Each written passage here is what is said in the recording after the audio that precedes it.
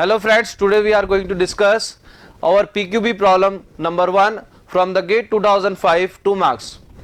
In this problem you can see that nitrogen at an initial state of 10 bar 1 meter cube and 300 Kelvin is expanded isothermally to a volume of 2 meter cube.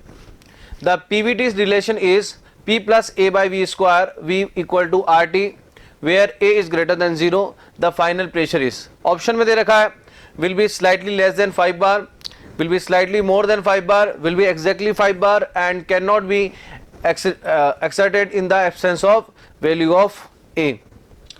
तो in this problem friends you can see that ये जो relation हमको दे रखा है इसको हम बोलते हैं रियल गैस के लिए van der Waal equation. In this equation friend you can see that P plus A by V दे रखा है. तो पहले हम ये इक्वेशन समझते हैं ये इक्वेशन है क्या.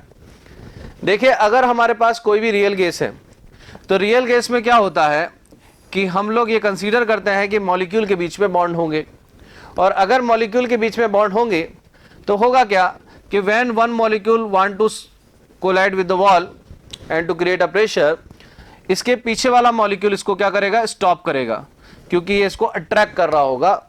इसकी वजह से ये मॉलिक्यूल जो मूवमेंट एक्सचेंज करने वाला था वॉल के थ्रू वो हमारा डिक्रीज हो जाएगा. इसलिए इस रिलेशन को अगर हम गौर से देखें तो इस रिलेशन को हम ऐसे भी लिख सकते हैं RT बाय V. इसका मतलब यहां पर जो प्रेशर आ रहा है वो RT by V minus A by V square आ रहा है.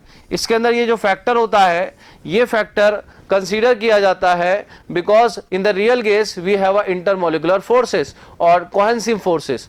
सो अगर हम आइडियल गैस की इक्वेशन देखते हैं तो वहां होता है PV इक्वल टू RT.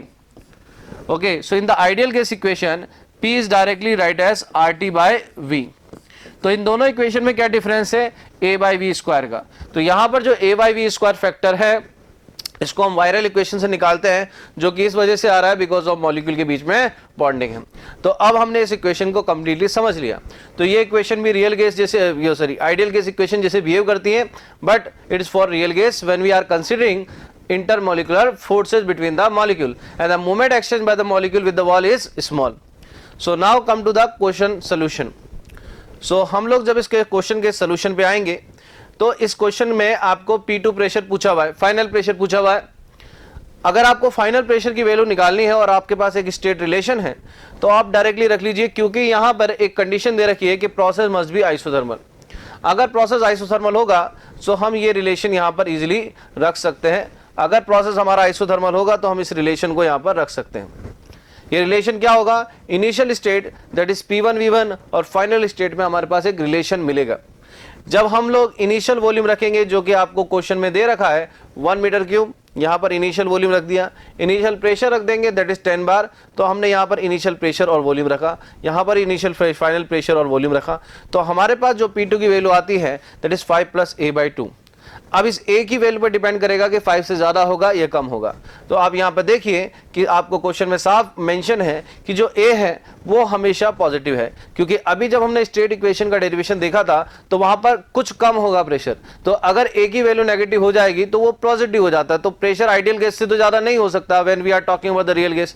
तो A हमेशा पॉजिटिव होता है. सो मैन यहां पर नहीं भी दे तो भी हमको पता है फ्रॉम अवर स्टेट रिलेशन कि A हमेशा पॉजिटिव होता है. तो जब A हमेशा पॉजिटिव होगा तो A प्लस 2 मतलब कुछ वैल्यू ऐड होने वाली है तो मास से कुछ ज्यादा बढ़ेगा. इसका मतलब जो P2 प्रेशर है it will be slightly more than 5 बार. तो इसलिए हम का आंसर क्या आएगा, B.